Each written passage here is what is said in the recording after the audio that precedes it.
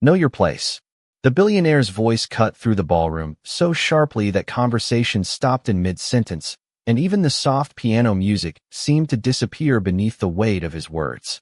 Hundreds of elegantly dressed guests turned toward the center of the magnificent hotel ballroom, where crystal chandeliers scattered warm light across polished marble floors and sparkling crystal glasses.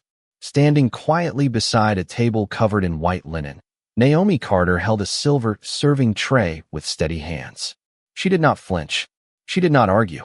She simply lifted her eyes toward Ethan Whitmore and offered the gentlest smile anyone in the room had expected. That single smile confused him more than anger ever could. Ethan adjusted the cuff of his custom-tailored tuxedo and looked at her with open disbelief.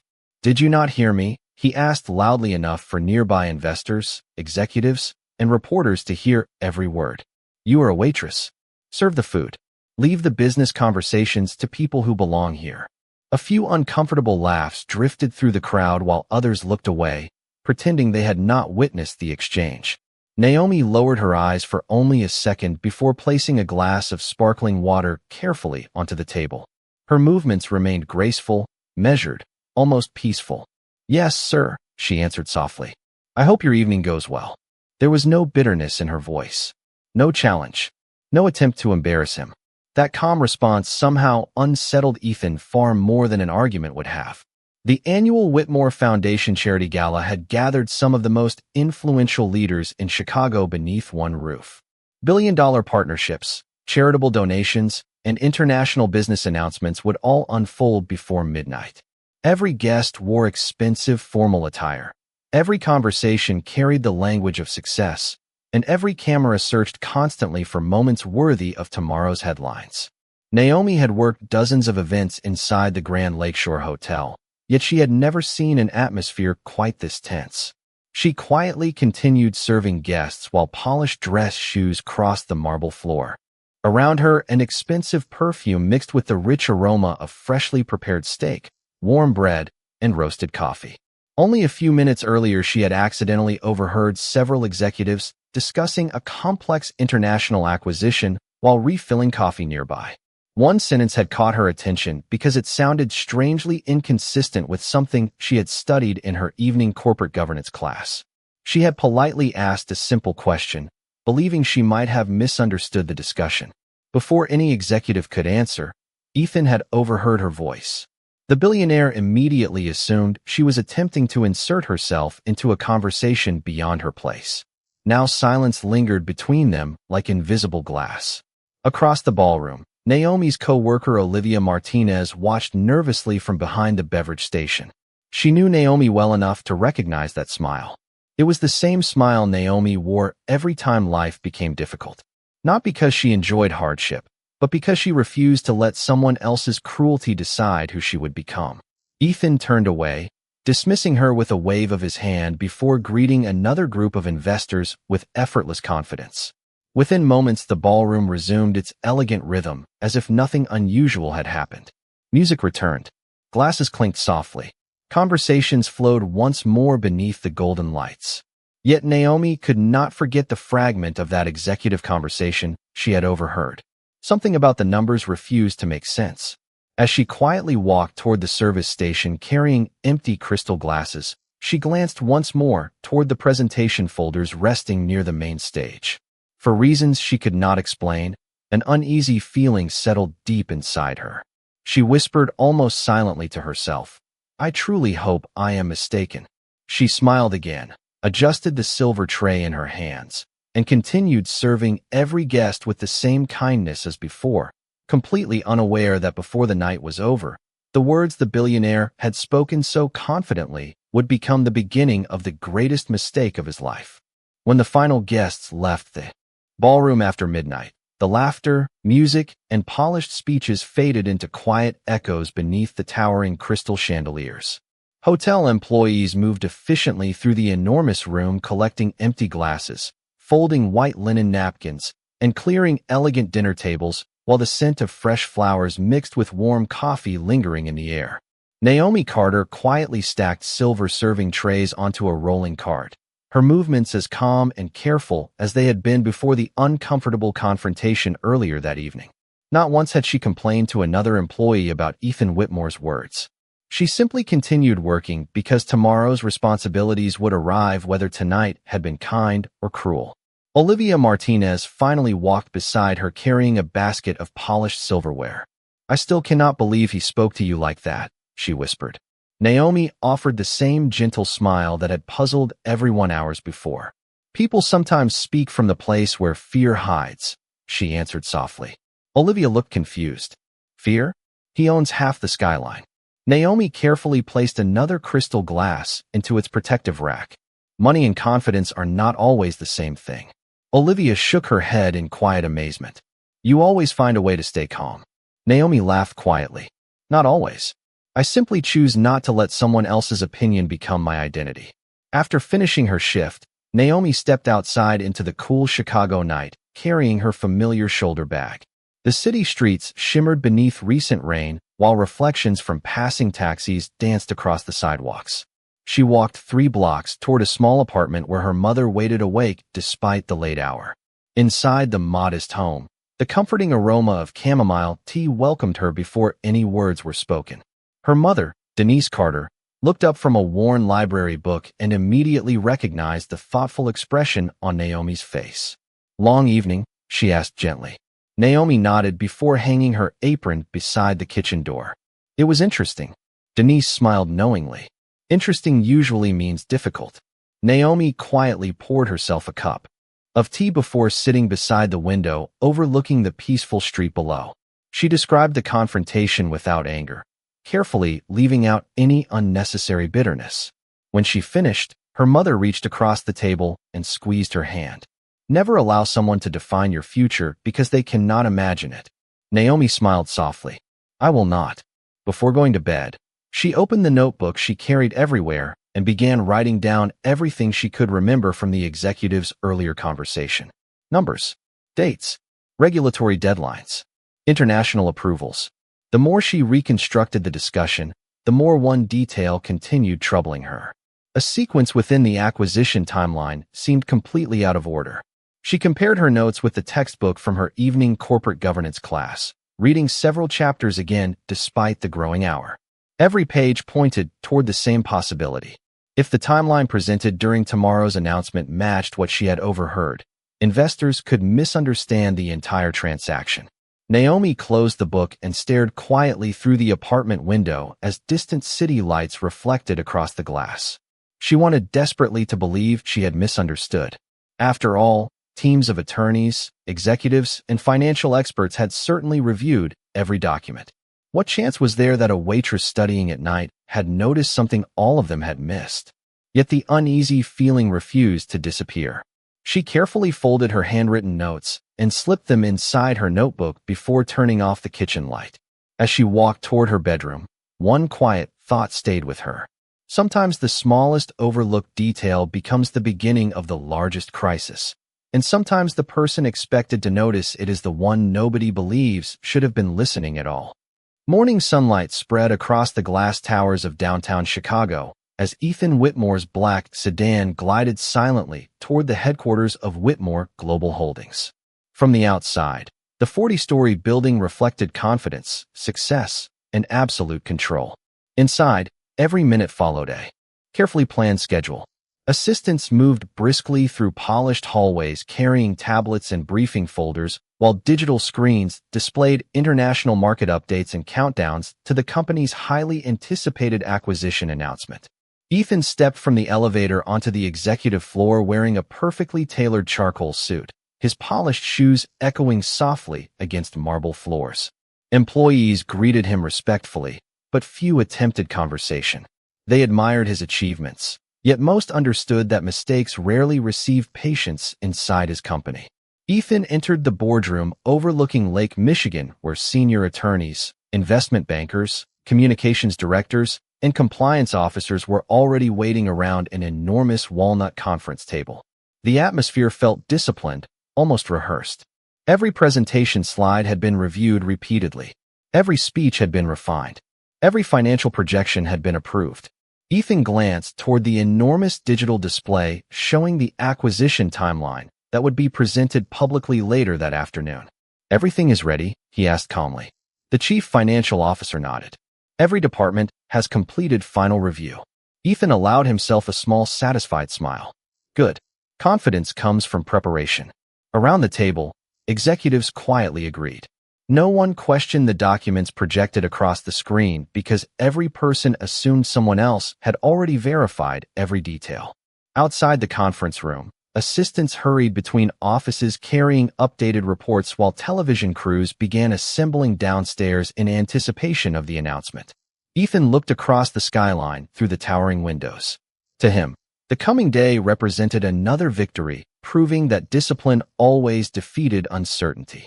Across the city, Naomi Carter arrived at the Grand Lakeshore Hotel shortly before 7 o'clock. She tied her black apron neatly, greeted coworkers with the same gentle warmth she showed every morning, and immediately began preparing the breakfast dining room. Fresh coffee filled the air while soft morning light reflected across. Spotless crystal glasses and polished silverware. Yet even as she welcomed guests with genuine kindness, her thoughts kept returning to the notes folded carefully inside her notebook. During a brief break, she opened the notebook once again and compared the sequence she had written the previous night with the regulatory guidelines from her corporate governance textbook. She read the pages twice. The same inconsistency remained. She slowly closed the book and looked toward the restaurant windows where downtown skyscrapers rose against the clear blue sky. Maybe I misunderstood, she whispered quietly. Still, something inside refused to let the concern disappear. Olivia noticed Naomi staring thoughtfully at the notebook. You are still thinking about those executives from last night? Naomi nodded. I cannot explain it. The timeline does not seem right. Olivia smiled sympathetically. You have done all you can. Naomi looked down at the folded pages resting inside the notebook. I do not think I have. Less than 2 miles away, executives inside Whitmore Global prepared to announce one of the largest business deals of the year, completely unaware that the only person quietly questioning one critical detail was not sitting in a boardroom or law office. She was carrying a coffee pot through a hotel dining room, serving breakfast with steady hands while an uneasy feeling settled deeper inside her heart.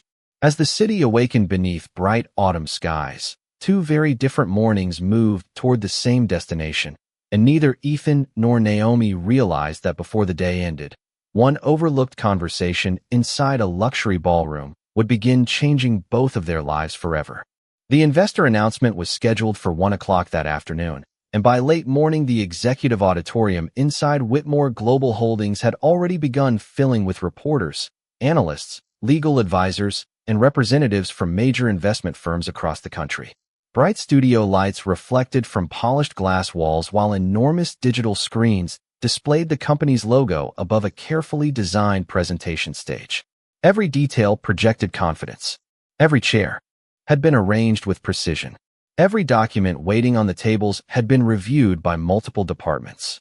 Ethan Whitmore stood backstage speaking quietly with members of his executive team, reviewing final remarks before stepping into public view. He believed the most demanding part of the day had already passed.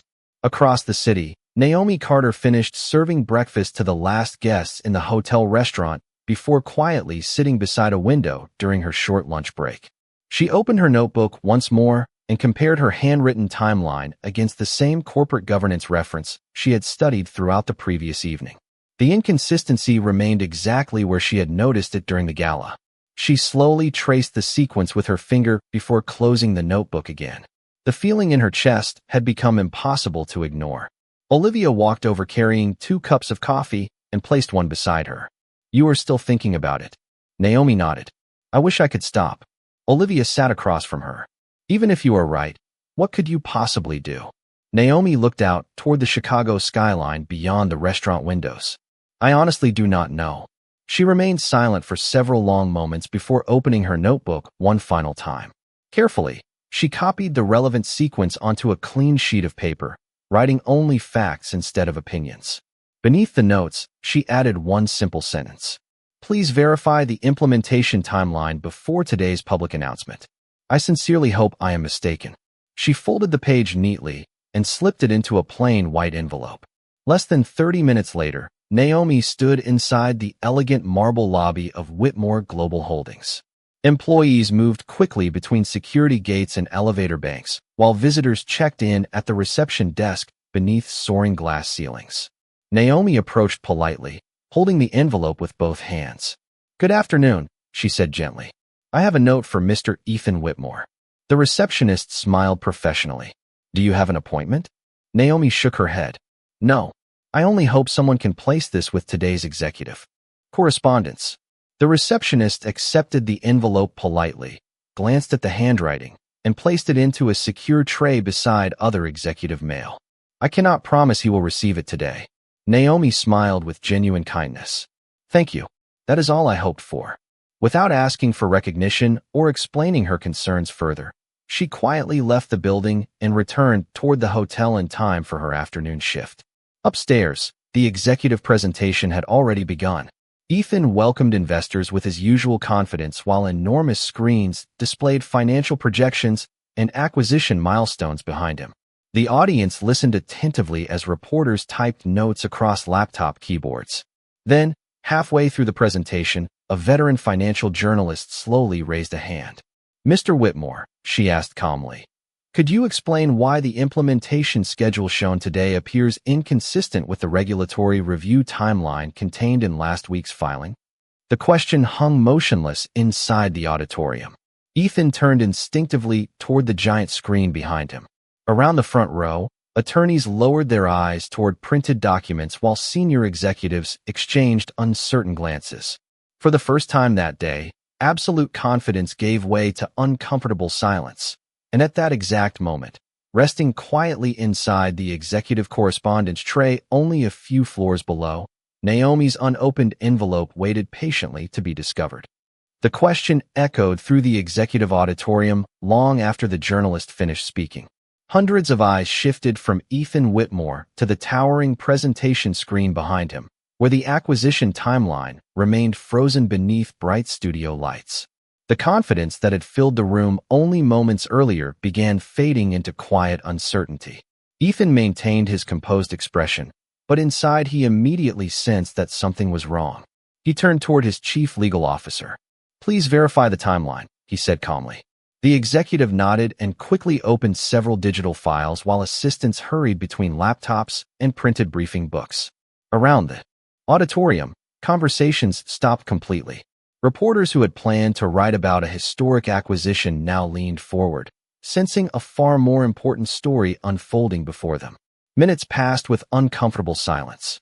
Finally, the chief legal officer looked up, her expression noticeably different. The implementation sequence shown in today's presentation appears to match an earlier draft instead of the final regulatory timeline.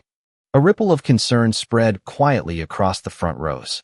Ethan remained standing at the podium, listening carefully as she continued. The transaction itself remains compliant. However, the presentation sequence may create unnecessary confusion regarding the order of approvals. Ethan thanked the audience for their patience and announced that additional clarification would be released before the close of business. Although the presentation concluded professionally, the atmosphere had completely changed. Television cameras continued recording while analysts immediately began discussing the unexpected discrepancy. Headlines started appearing across financial websites before Ethan had even returned to his office. Upstairs on the executive floor, senior leaders gathered inside the boardroom once again. Laptops covered the polished walnut table while legal teams compared documents line by line. Every department searched for the source of the incorrect presentation slide. Ethan stood quietly beside the window overlooking Lake Michigan, replaying every step of the preparation process in his mind. "How did every review miss this?" he asked. No one answered immediately. At that same moment, his executive assistant entered carrying the afternoon correspondence that had accumulated during the event. "These arrived while you were presenting," she said, placing several envelopes onto the conference table. Most contained routine invitations, business proposals, and congratulatory messages. One plain white envelope immediately stood apart from the others because it carried no company logo, only careful handwritten lettering addressed simply to Mr. Ethan Whitmore. His assistant hesitated. The receptionist said a hotel waitress personally delivered this shortly before the presentation. Ethan frowned slightly as a familiar image returned to his mind. The calm young woman from the ballroom. The woman he had publicly humiliated less than 24 hours earlier. Without speaking, he opened the envelope and unfolded the single handwritten page inside. The room gradually became silent as he began reading. Every sentence was respectful. Every observation focused entirely on the implementation timeline. Naomi never claimed certainty. She simply asked that someone verify the sequence before the public announcement because she feared an earlier draft might accidentally create confusion. Ethan slowly lowered the paper and looked toward the legal team. "Read this," he said quietly. The chief legal officer accepted the letter and carefully compared Naomi's handwritten notes with the presentation displayed on her laptop. After several long moments, she looked back at Ethan with unmistakable surprise.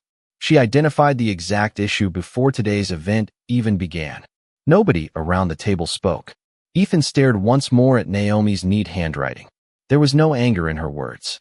No attempt to shame him for what had happened at the gala. She had simply tried to help.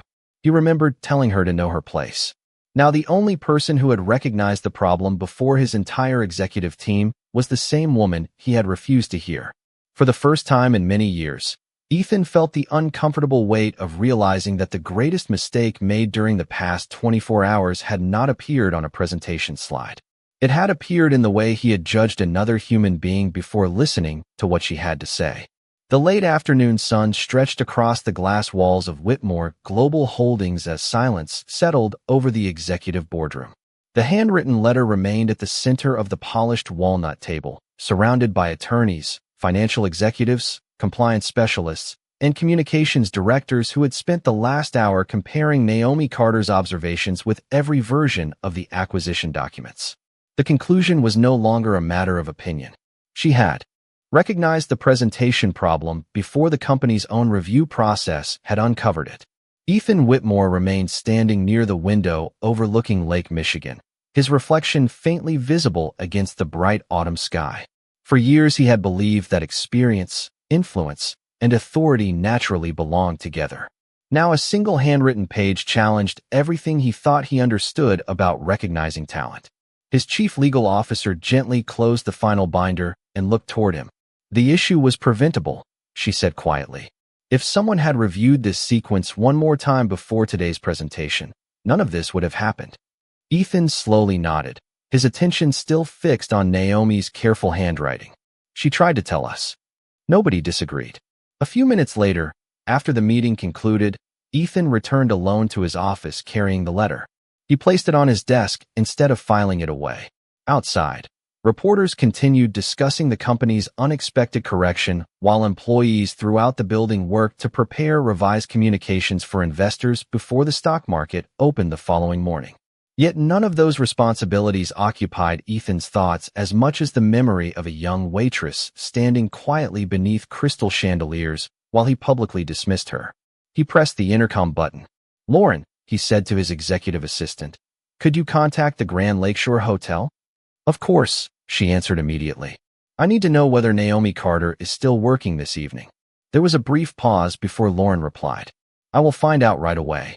Across the city, Naomi had already returned to the hotel restaurant for the dinner service. Soft jazz drifted through the dining room, while candlelight reflected across polished silverware and crystal glasses. She greeted every guest with the same kindness she always offered, never mentioning the envelope she had delivered earlier that afternoon, because she expected nothing in return. During a quiet moment between tables, Olivia approached with a warm dinner roll wrapped in a linen napkin. "You have barely eaten today," she whispered with a smile. Naomi laughed softly and accepted it. "Thank you." Olivia hesitated before asking the question she had been carrying all afternoon. "Do you think anyone actually read your note?" Naomi looked toward the large dining room windows where evening light settled over the Chicago skyline. "I honestly do not know," she answered. "Sometimes doing the right thing means accepting that you may never know what happened afterward." At nearly the same moment, Lauren returned to Ethan's office carrying a small notepad. "She is working until 8 o'clock tonight," she said. Ethan thanked her, picked up his coat, and carefully folded Naomi's letter before placing it inside the inner pocket. As he stepped into the private elevator, He realized this was the first time in many years that he had left an important executive meeting not to negotiate another business deal, but to correct the way he had treated another human being. Meanwhile, Naomi continued serving guests with quiet grace, completely unaware that the man who had confidently told her to know her place was now driving through downtown Chicago with only one purpose in mind. He no longer wanted to speak to a waitress. He wanted to meet the person he should have listened to from the very beginning. Evening settled gently across downtown Chicago as the lights of the Grand Lakeshore Hotel shimmered against rain-darkened streets. Guests arrived beneath polished brass lanterns while valets hurried between luxury sedans and revolving glass doors. Inside the elegant restaurant, soft piano music floated through the dining room as Naomi Carter carried a silver coffee pot from one table to another with the same quiet grace she had shown every evening before. Nothing in her expression suggested that she had spent the afternoon wondering whether the envelope she delivered had reached anyone at all. She had chosen to help because it was the right thing to do, not because she expected recognition. Near 7:30, the restaurant manager approached her with a slightly puzzled expression. "Naomi," he said quietly, "there is someone asking to speak with you in the lobby after your shift." Naomi glanced toward the entrance. "Did they leave a name?" The manager nodded slowly. "Mr. Ethan Whitmore." Naomi paused only briefly before returning to the table she had been serving. "Thank you. I will meet him after I finish." She refused to rush the guests already seated before her. Every coffee refill, every dessert plate, every polite conversation received the same attention as always. Nearly 30 minutes later, she untied her apron, folded it neatly inside her locker, picked up her familiar shoulder bag, and walked calmly toward the hotel lobby. Ethan Whitmore stood alone beside the floor-to-ceiling windows overlooking Michigan Avenue. Without the crowd of executives surrounding him, he appeared different from the confident billionaire who had dominated the ballroom the previous evening. His posture remained composed, yet there was an unmistakable hesitation in his eyes. Naomi approached with a gentle smile. "Good evening, Mr. Whitmore." Ethan turned toward her. "Good evening, Naomi." For several quiet seconds, neither of them spoke. Rain tapped softly against the glass while hotel guests crossed the lobby carrying umbrellas and overnight bags. Ethan finally reached into the inner pocket of his coat and removed the folded letter she had written. "I read this," he said. Naomi nodded. "I hoped someone would." Ethan looked down at the page before meeting her eyes again. "You were right," Naomi answered softly. "I was relieved to learn the transaction itself was safe." Ethan almost smiled at the unexpected response. "Most people would have started by asking whether I regretted the way I treated them." Naomi gently adjusted the strap of her shoulder bag. "That would not change what already happened." Her calm words carried no resentment, only quiet honesty. Ethan took a slow breath. "Then allow me to say what should have been said yesterday. I judged you before I listened. I assumed your uniform told me everything about your abilities. I was wrong." Naomi remained silent for a moment before answering. "Thank you for saying that." Ethan continued. "I also need your help." Surprise briefly crossed Naomi's face. Ethan explained everything that had unfolded after the investor presentation, how her observations had matched the legal review, how the communications team was working through the night, and how uncertainty still surrounded the company's public response. "Our executives understand the technical problem," he said. "I believe you understand how people will feel when they hear our explanation." Naomi listened carefully without interrupting. When he finished, she looked through the rain-covered windows toward the glowing Chicago skyline. "Thousands of employees depend on your company," she said quietly. "If public trust disappears, many families who had nothing to do with the mistake could suffer." Ethan nodded. "That is exactly why I came." Naomi looked back at him with calm determination. "I will help." Ethan seemed almost surprised by how quickly she answered. "After everything I said?" Naomi smiled gently, the same smile that had puzzled him since the ballroom. "Helping people is more important than winning an argument." In that quiet hotel lobby, surrounded by warm light reflecting across polished marble floors, Ethan finally understood why her smile had never looked like surrender. It had always been the quiet confidence of someone whose character was far stronger than another person's opinion. The following morning began long before sunrise. A cool breeze moved through the quiet streets of downtown Chicago as Naomi Carter stepped through the revolving doors of Whitmore Global Holdings carrying nothing more than her notebook, a pen, and the same calm expression she had carried into every difficult moment of her life. The marble lobby looked different without television cameras or visiting investors. Employees preparing for another demanding day moved quickly between elevators while soft lights reflected across polished stone floors. Lauren greeted Naomi warmly and escorted her upstairs to the executive floor. As the elevator climbed, neither woman spoke very much. The silence felt respectful rather than uncomfortable. When the doors opened, Naomi entered the boardroom where the entire leadership team had already gathered. Attorneys, communications specialists, financial analysts, and senior executives looked toward her with quiet curiosity. Less than 24 hours earlier, most of them would never have imagined asking a hotel waitress to sit at the same conference table. Ethan Whitmore stood as she entered. "Thank you for coming," he said sincerely. Naomi nodded politely before taking the only empty chair. A revised presentation appeared across the large digital display. The chief communications officer explained their plan for addressing investors and restoring confidence. When the presentation ended, Ethan looked toward Naomi. "What do you think?" Several executives shifted in their seats, uncertain what to expect. Naomi did not immediately answer. She slowly reviewed the printed documents placed before her, occasionally comparing them with notes inside her small notebook. After several quiet minutes, she looked up. "The facts are accurate," she said gently. "But people rarely remember facts first. They remember whether someone respected them enough to tell the truth." The room became completely silent. Naomi continued calmly. "Right now, your message explains what happened. It does not explain why people should continue trusting you." Ethan listened without interrupting. Naomi pointed to one paragraph inside the statement. "This sentence focuses on protecting the company. I believe it should focus on protecting the employees, shareholders, and customers who depend on the company. The difference may seem small, but people hear those priorities." The communications director slowly reread the paragraph before looking toward Ethan. "She is right." Another executive nodded. "That completely changes the tone." For the next 2 hours, Naomi worked beside people whose titles once intimidated her. She never attempted to control the conversation or prove herself smarter than anyone else.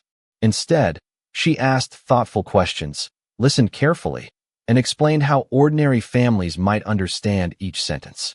Whenever legal language became too complicated, she suggested simpler words that remained accurate without sounding defensive. The attorneys quickly realized her recommendations strengthened clarity instead of weakening precision. As revisions continued, the atmosphere inside the boardroom gradually transformed. Executives who had initially viewed Naomi with polite uncertainty now actively requested her opinion before finalizing each section. Ethan watched quietly from the end of the table. He noticed something unexpected. Naomi never spoke about saving his reputation. She consistently redirected every discussion toward protecting employees whose livelihoods depended upon public confidence. During a brief coffee break, one senior executive approached her with genuine curiosity. "Where did you learn to think this way?" Naomi smiled softly while closing her notebook. "Serving tables teaches you to notice what people need before they ask. My evening classes simply gave those observations better vocabulary." The executive smiled in return. By the time the revised statement reached its final version, everyone in the room understood they had not been rescued by status or authority. They had been guided by someone who believed that every important decision should begin with people instead of pride. And that quiet lesson stayed with Ethan far longer than any financial report ever could. By early afternoon, the revised statement had been completed, reviewed, and approved by every department inside Whitmore Global Holdings. The atmosphere throughout the executive floor felt noticeably different from the tense uncertainty that had filled the building only one day earlier. Attorneys no longer argued over wording. Communications specialists no longer searched desperately for better explanations. Instead, conversations centered on clarity, honesty, and responsibility. Naomi Carter quietly gathered her notebook and prepared to leave the boardroom, believing her part in the process had ended. She had never expected anything beyond helping prevent greater harm. As she stood, Ethan Whitmore looked toward the executives surrounding the long conference table. "Before anyone leaves," he said calmly, There is something every person in this room needs to understand. The room became silent. Ethan walked slowly toward Naomi and held up the single handwritten page she had delivered the previous afternoon. Every one of us reviewed countless reports, presentations, and legal documents. We trusted our titles, our experience, and our systems. Yet the first person to recognize the problem was someone we never invited into this room. Several executives lowered their eyes, remembering how easily they had assumed expertise belonged only to those with impressive offices and executive titles. Ethan continued speaking, his voice steady but sincere. Yesterday, I judged Naomi before I listened to her. That was my mistake, not hers. Nobody interrupted. The chief legal officer spoke first. Mr. Whitmore is correct. Her observations prevented a much larger misunderstanding. The communications director nodded in agreement, and her recommendations completely changed the tone of our response. One by one, senior executives openly acknowledged the value of Naomi's contribution. No applause followed. The moment felt too genuine for celebration. It felt like quiet recognition finally arriving where it should have existed from the beginning. Ethan turned back toward Naomi. I owe you far more than gratitude. Naomi smiled gently. You do not owe me anything. The company needed accurate information. That was enough. Ethan slowly shook his head. You still think about everyone else first. Naomi answered with calm honesty. Thousands of families depend on this company. I only wanted them protected. Those words lingered inside the room long after she finished speaking. Every executive understood she had never once tried to use the situation for personal advantage. She had not requested money, publicity, or influence. She had simply acted according to her principles. Later that afternoon, Whitmore Global released its revised public statement. The message was direct, transparent, and respectful. Instead of minimizing the mistake, the company openly clarified the timeline, accepted responsibility for the confusion, and explained the corrective measures already implemented. Financial journalists who had expected defensive language instead noted the unusual honesty of the response. Investor confidence gradually stabilized as analysts praised the company's willingness to address concerns directly rather than avoid them. Inside the boardroom, television coverage quietly played across a large screen while executives watched the public reaction develop in real time. Ethan glanced toward the empty chair where Naomi had spent the morning. He realized the greatest lesson she had offered had nothing to do with corporate governance or communication strategy. She had reminded everyone that wisdom could appear wearing an apron instead of an expensive suit, and that listening carefully often mattered more than speaking confidently. Meanwhile, Naomi returned to the Grand Lakeshore Hotel before the evening dinner service began. She tied on her familiar black apron, greeted coworkers with her usual warm smile, and carried a polished silver tray back into the dining room as though nothing extraordinary had happened. Guests saw only a gracious waitress moving quietly between candlelit tables. None of them knew that earlier that day she had helped guide one of the city's largest companies through its most important conversation, and Naomi seemed perfectly content letting that remain invisible because her sense of purpose had never depended upon being seen. The following Monday morning, Whitmore Global Holdings welcomed employees into a building that felt subtly different from the one they had entered only a week earlier. Fresh flowers stood beside the reception desk. Conversations sounded less hurried, and the familiar tension that usually surrounded the executive floor had softened into quiet purpose. The revised public statement had restored confidence. The acquisition continued moving forward, and financial analysts praised the company's transparent response. Yet Ethan Whitmore understood that recovering a business transaction meant very little if he failed to learn from the people who had helped protect it. Shortly after 9 o'clock, he invited department leaders into the same boardroom where Naomi Carter had quietly changed the direction of every conversation.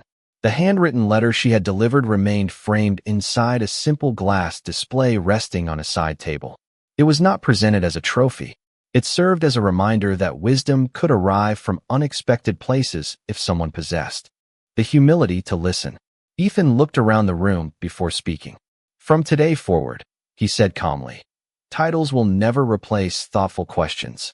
Every employee deserves to be heard when they raise a concern supported by facts.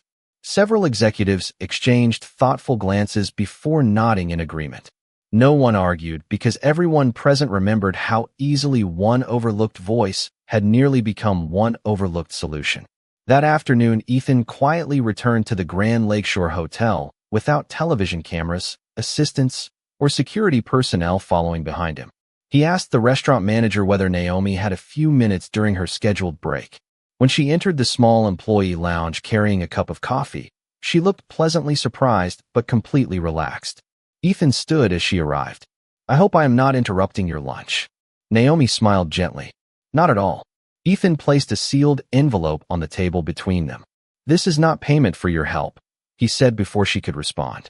"You earned my gratitude the moment you chose kindness instead of resentment. This is simply an opportunity." Naomi opened the envelope and found an official letter offering full financial sponsorship for the remainder of her university education, including books, tuition, and professional mentoring through the Whitmore Foundation. She read every line carefully before looking up.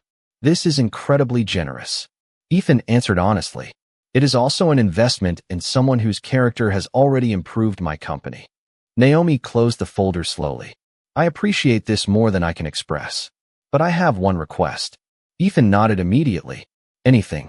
Naomi looked toward the restaurant kitchen where fellow employees continued preparing the lunch service. "Please allow future scholarships to include hotel workers, custodians, receptionists, cafeteria employees, and everyone whose potential is often overlooked because of their job title." Ethan smiled, recognizing that she had once again chosen to think beyond herself. "Then we will build the program that way." Naomi extended her hand across the table, and Ethan accepted it with quiet respect. There was no audience to witness the moment, no reporters waiting outside, and no applause echoing through the room. Only two people sharing a simple understanding that true leadership begins the moment pride gives way to listening. As Naomi returned to the dining room carrying her familiar serving tray, the afternoon sunlight streamed through tall windows and reflected across polished glasses waiting for the next guests. The tray felt no lighter than before, yet something invisible had changed. Ethan no longer saw a waitress carrying meals. He saw a woman whose integrity had reminded an entire company that every person deserves to be heard before they are judged. 3 months passed, and the changes inside Whitmore Global Holdings reached far beyond revised policies or carefully written statements. Employees who had once remained silent during meetings now felt encouraged to raise thoughtful questions without worrying that their job titles would determine whether their voices mattered.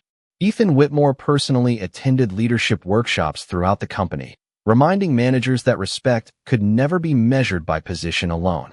The framed handwritten letter still rested inside the executive boardroom, not because it represented a corporate success, but because it reminded everyone how easily pride could silence wisdom. During those same months, Naomi Carter balanced demanding shifts at the Grand Lakeshore Hotel with evening university classes funded through the Whitmore Foundation Scholarship. Her schedule remained exhausting, yet she carried herself with the same quiet determination that had guided her long before anyone recognized her abilities. Every morning, she served breakfast with genuine kindness. Every afternoon, she studied financial governance, ethics, and organizational leadership. Every evening, she returned home to help care for her mother before preparing for another day. She never viewed the scholarship as a reward. She viewed it as a responsibility to honor the opportunities others had helped create. One crisp autumn afternoon, Whitmore Global hosted its annual Employee Leadership Forum inside the same ballroom where everything had first begun. Crystal chandeliers once again illuminated polished marble floors while employees from every department gathered around elegantly arranged tables. This time the audience included receptionists, maintenance workers, cafeteria staff, administrative assistants, accountants, managers, and senior executives sitting together without separate seating sections. Ethan deliberately wanted every employee to feel equally welcome. As the event reached its final session, he stepped onto the stage and looked across the crowded ballroom.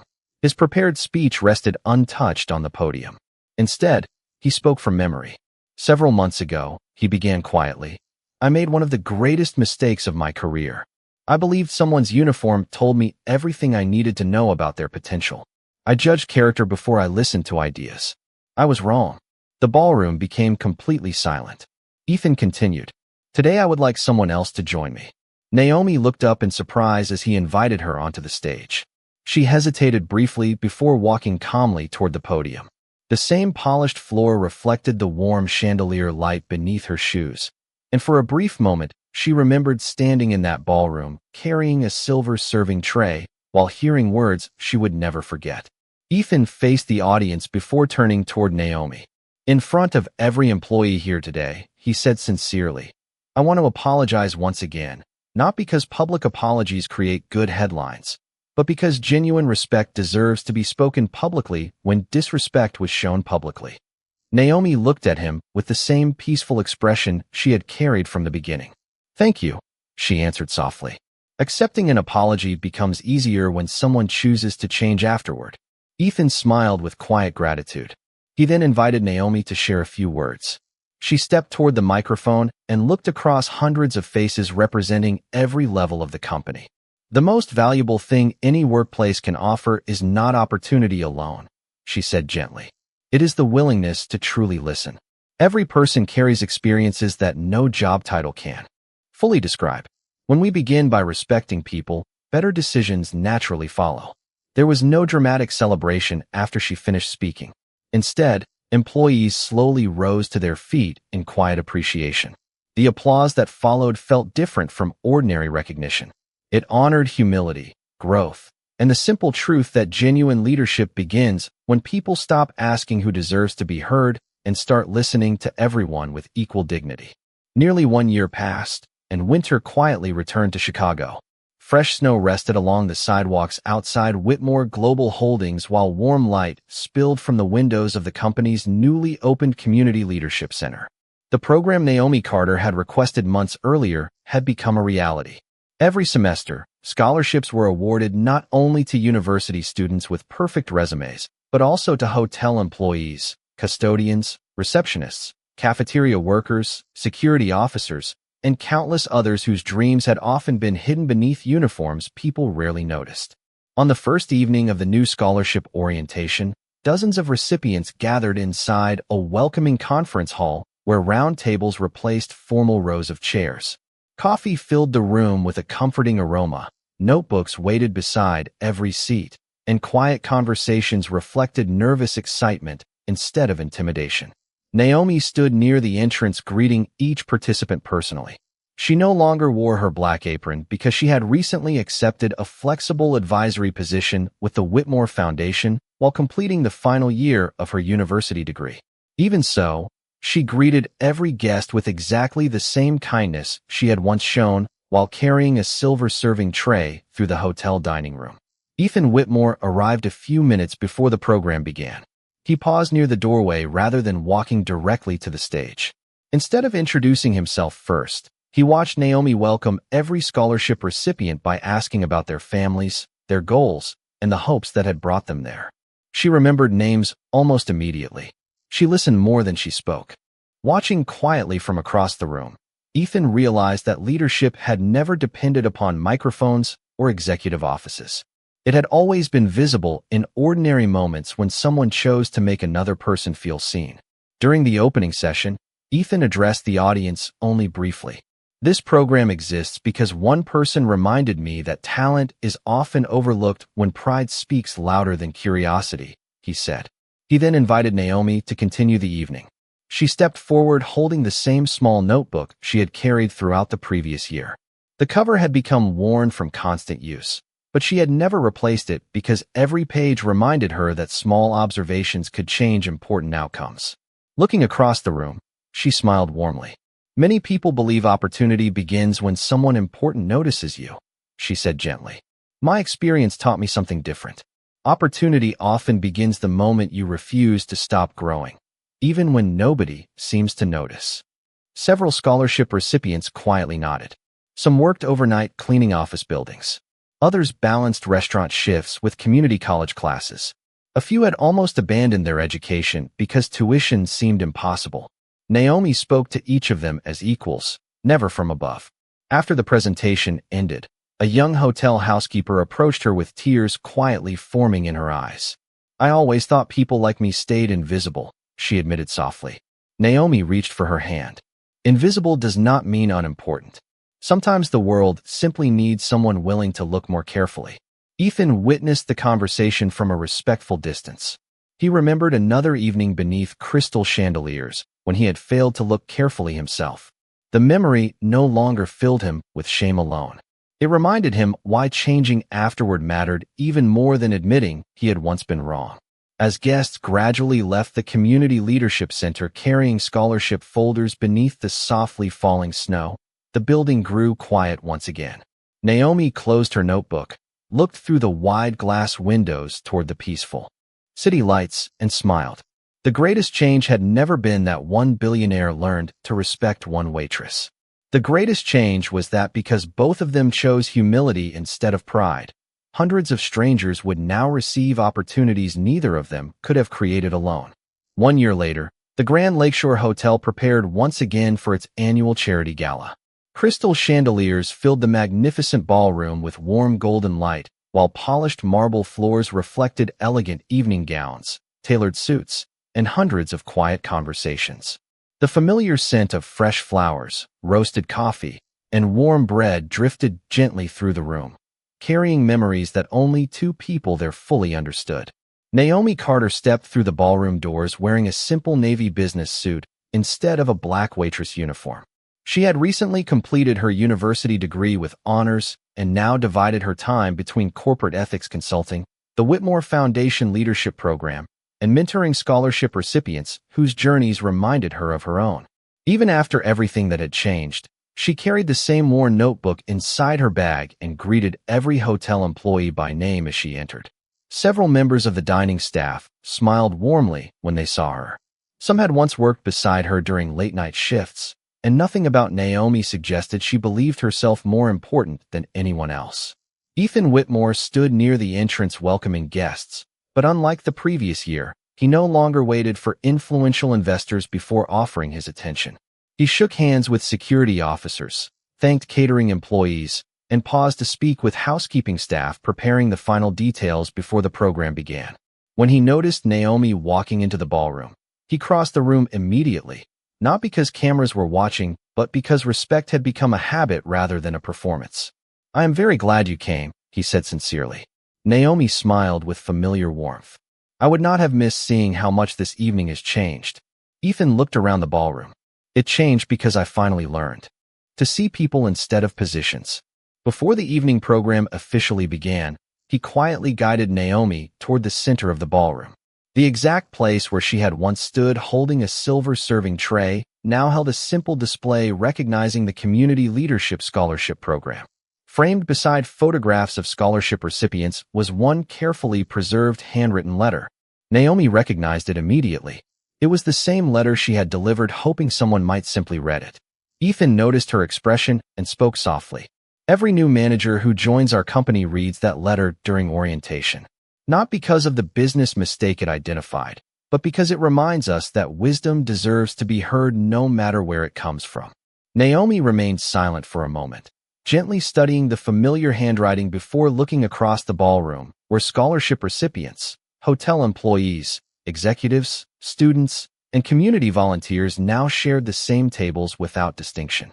There were no reserved sections separating titles from uniforms. The room itself reflected the lesson everyone had learned together. As the evening concluded, guests gradually departed beneath softly falling snow visible through the tall ballroom windows. Hotel employees quietly cleared tables while piano music faded into comfortable silence. Naomi paused beside one of the windows overlooking the peaceful Chicago skyline. Ethan joined her without speaking. Together they watched snowflakes settle across the quiet streets below, the city lights glowing softly beneath the winter sky. After several peaceful moments, Ethan finally said, "Last year I told you to know your place. I have thought about those words almost every day since then." Naomi smiled gently, without looking away from the window. "We all have moments we wish we could rewrite." Ethan nodded. "Thank you for choosing kindness instead of resentment." Naomi turned toward him with the same calm smile that had first puzzled him beneath these very chandeliers. "Kindness does not erase the past," she said quietly.